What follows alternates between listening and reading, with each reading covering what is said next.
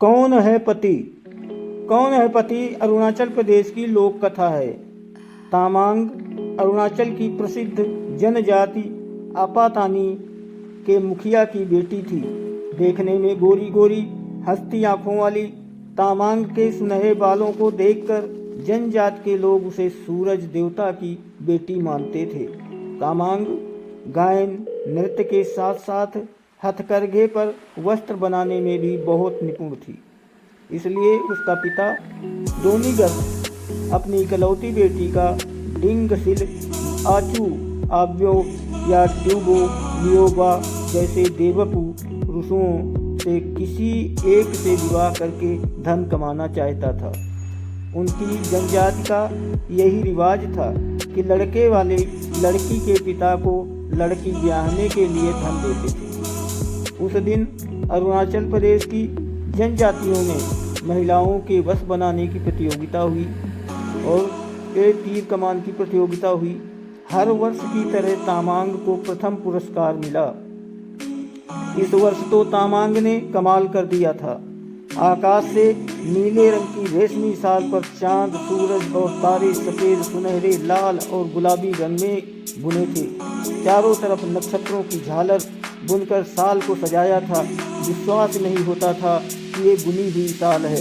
लगता था कि कुशल चित्रकार ने सुंदर तस्वीर बनाई हो। उधर आबूतानी नामक युवक ने तो तीर कमान के कमाल के उड़ते हुए नकली पंछी तितलियों के ऐसे निशाने साधे कि और कोई उसके आसपास भी नहीं रह पाया।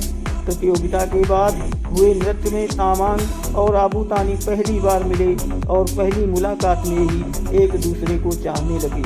उनको नृत्य करते देख लोग भी कह उठे, क्या सुंदर जोड़ी है। बाद में वे चुपके चुपके मिलते, क्योंकि दोनों को पता था कि तामांग के पिता किसी भी तरह दोनों के विवाह के लिए मंजूरी नहीं देंगे। इसलिए उन दोनों ने चुपके से विवाह कर लिया।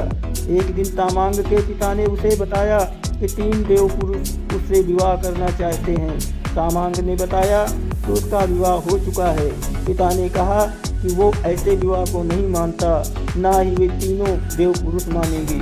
वो उनको नाराज नहीं कर सकता, इसलिए एक ही उपाय है। क्या पिताजी? तामांग ने पूछा। सबको एकत्रित करके शर्त रखेगा, जो शर्त पूरी करेगा वही तुम्हारा पति होगा। तीनों देव पुरुष और आबूतानी को बुलाया गया। पहली शर्त है कि चारों को जमीन पर इस तरह नृत्य करना या कूदना होगा कि जमीन से संगीत ध्वनि आए। शर्त सुनकर आबूतानी और तामांग परेशान हुए, पर आबूतानी की बहन ने कहा, चिंता मत करो। जहां आबूतानी को नृत्य करना था उसने वहां तालों यानी पीतल की तस्तरियां मिट्टी के नीचे दबा दी। नृत्य प्रारंभ हुआ। तीनों देव पुरुषों के नृत्य प्रारंभ हुए। तीनों देव पुरुषों के अनेक बार उछल कूद करने पर भी कोई आवाज़ नहीं आई। आबूतानी ने जैसे ही नृत्य प्रारंभ किया, हर पदन्यास के बाद टन टन की आवाज़ ने तार दिया। आबूतानी जीत गया, पर पिता और तीनों देव पुरुष नहीं माने। एक और शर्त रखी गई, तीर कमान से टनलो यानी धात के गोलाकार पर निशाना ऐसे साधना कि तीर वहीं टनलो पर लगा रहे। इस बार भी आबूतानी की बहन ने उपाय बताया। उसने आबूतानी के तीरों की नोक पर मधुमक्खी के छत्ते से निकली गई मोम लगाई। पहले देव पुरुष ने निशाना साधा, उसका तीर टनलों पर जाने से पहले ही गिर गया। दूसरे देव पुरुष ने भी तीर कसा, पर निशाना चूका, वो टनलों के पास से गुजर गया। तीसरे देव पुरुष ने तीर टनलों पर सही मारा। टन की आवाज़ भी होकर तीर नीचे गिर गया। आखिर में आबूतानी ने तीर मारा, वो सीधा टनलों के मध्य में लगा और वहीं पर लगा रहा। ये शर्त भी आबूतानी ने जीत ली। अब आखिरी शर्त होगी, अगर आबूतानी जीता तो वही होगा तुम्हारा पति। तामांग के पिता ने और तीनों देव पुरुष बोले, ये तो बेईमानी है। हर बार आबूतानी के जीतने पर और एक शर्त कहकर मुझे और आबूतानी को जुदा करने की कोशिश करते हो। तामांग क्रोधित होकर बोली। गांव के बाकी लोगों ने तामांग का साथ दिया। लोगों का गुस्सा देखकर तामांग का पिता और देव पुरुष बोले, अब वाकई में ये आखिरी शर्त होगी, जो कोयले के टुकड़ों तथा मिट्टी के कुल्हड़ को सबसे दूर फेंकेगा वही तामांग का पति होगा। तामांग ने इस बार अपनी बुद्धि से काम लिया। उसने आबू तानी के कुल्हड़े के अंदर शहद लगा दिया और अपनी पालतू मधुमक्खियों को कोयले से चूरे से भरकर लथपथ कर दिया। एक एक करके तीनों देव पुरुषों ने कुल्हड़े फेंके और बाद में कोयले के टुकड़े। अब बारी आई आबू तानी की। उसने पूरे जोर से मिट्टी का कुल्हड़ा दूर फेंका, जो तीनों के कुल्हड़ों से अधिक दूर गिरा। फिर उसने मधुमक्खियों को मुट्ठी में पकड़कर हवा में फेंका। शहद की खुशबू से कुल्हड़े तक पहुंची।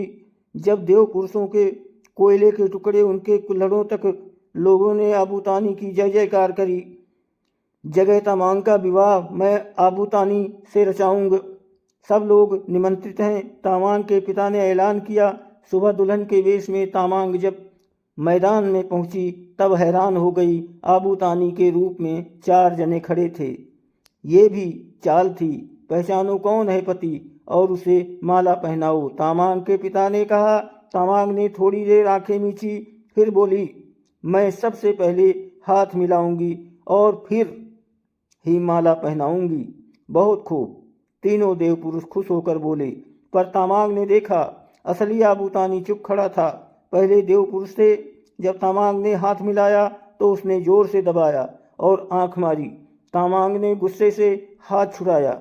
दूसरे देव पुरुष के पास पहुंचकर तामांग ने मिलाने के लिए हाथ बढ़ाया तो इतना पगला गया कि बढ़ने लगा। तामांग खिसक कर निकल। पुरुष ने उतावला होकर हाथ आगे बढ़ाया और तामांग का हाथ पकड़कर जोर जोर से हिलाने लगा।